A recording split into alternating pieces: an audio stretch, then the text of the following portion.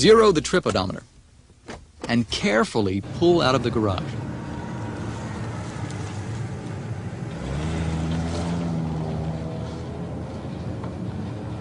Before you get too far, test the brakes.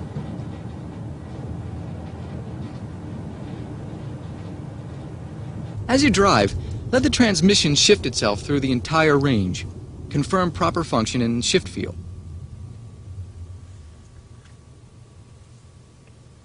Then check it again in manual mode.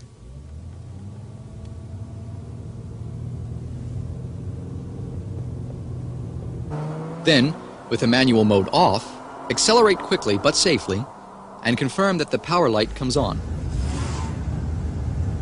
Now concentrate on the steering system. Is the wheel aligned correctly? Is the vehicle tracking straight, or does it pull to one side or the other?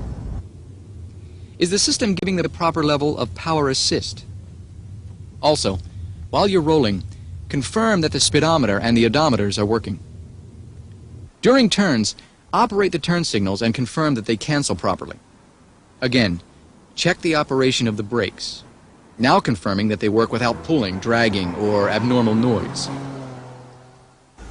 As the engine warms to normal operating temperature, confirm that the coolant gauge is working.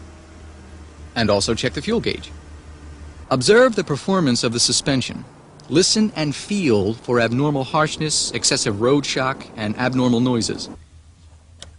Turn on the cruise control system and confirm all the functions, including cruise cancel, which allows you to cancel cruise control by pulling the sub switch toward you.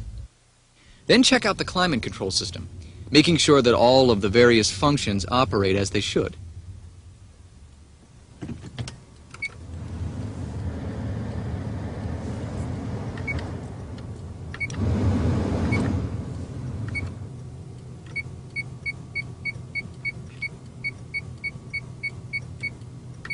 And while you're stopped, tune in an AM station on the radio, and we'll see what kind of reception we get as we drive back to the garage.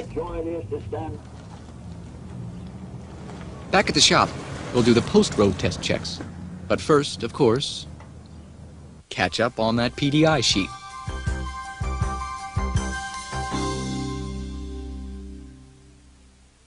Begin by checking the ATF level again.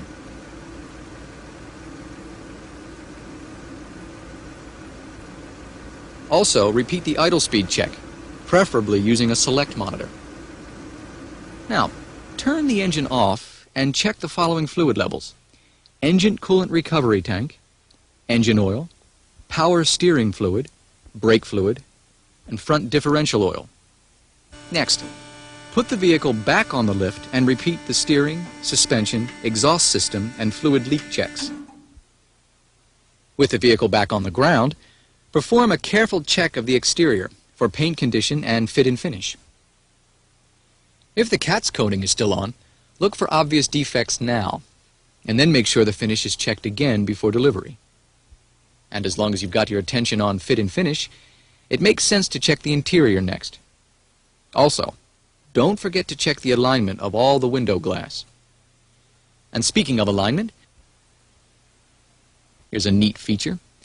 The SVX headlight assemblies have this bubble gauge built in. Want to check headlight alignment? Park the vehicle on level ground and confirm that the bubble is centered in the gauge. And that wraps it up for now. Once the vehicle is sold, we can install the wheel center caps, making sure to align this tab with this cutout.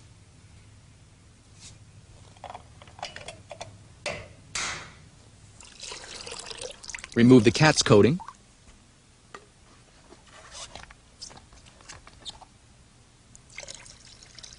And recheck the paint finish. And while we're removing the coating, we'll do a water leak test. Now, I suppose you no longer need this reminder. Well, we've just finished one proper PDI. I know it's a lot of steps, and there aren't many shortcuts, but there's nothing we do that's any more important than this. Our success as technicians, as dealers, as a company, rests on keeping customer satisfaction high. And that journey begins with the PDI.